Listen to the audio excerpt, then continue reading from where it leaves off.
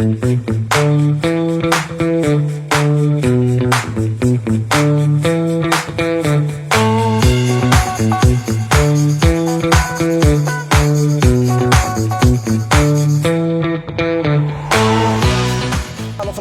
welcome to another edition of your Eyes on the Auala. We are down here in the streets of Apia, grabbing some encouragement and support from the people of Samoa for Toa Samoa game.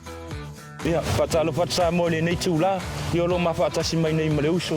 E watu voice pa malo si au mai malo le tunu. Awale anga e tule Toa Samoa. Mon talonga. Let's go. Let's go. We love you boys, all the best. Let's go Toa. Olia talonga Toa Samoa, all the best.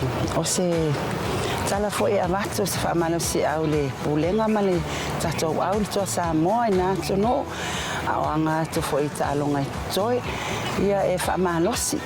Ole atoe ole malosi, ole atoe ole malamalama. E fai ai male loto, fai male fatu ia nai talonga e toi ole o to walo atu iai. O a foi ni tala sala tua foi o lau lunga le media o le Facebook so se mea.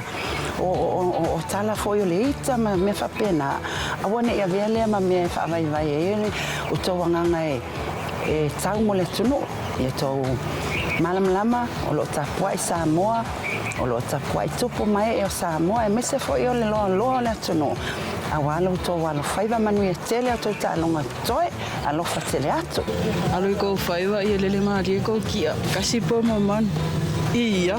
Kula tu famalo si au ni si foi alum fa na se ta to tunu lo to inale ni fa ngata mo talonga la kapidi ki o talo to Samoa ya ta to tom fai pe fa mo le ali awase swing of fo situlanga mawa e wale tom fai ngal ta to au le to le tunu Samoa o ta pes to Samoa Har ko wal fai wal ko kalonga ya. Le ngalong ka pu inga te ka ko ku o ko mamanga mangia le fa mo e ye le ngalo le tu ya to mo to fa mo ya kalau pelino to le talong.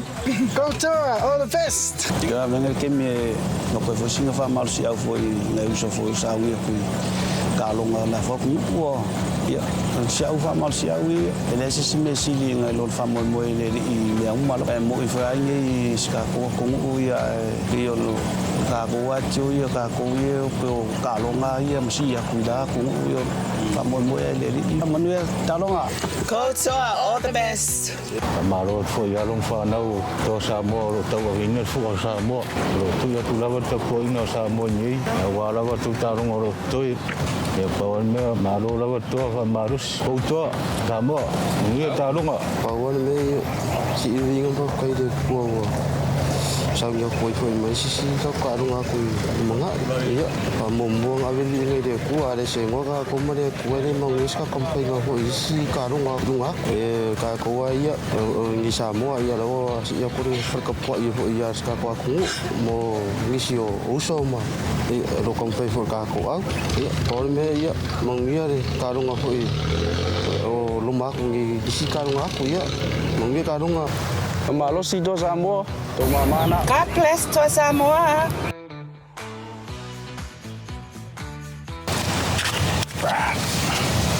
That is it, Samoa. Those were some of the encouraging words and support from the public downtown here in Apia, wishing our boys in blue well on their game against Greece. Go Toa! Yole na Samoa, unisina upufala e am fa malo si au fu en malo le tunu. Awale anga e to lo Toa Samoa, mulanta longa le vama ele. Go Toa Samoa.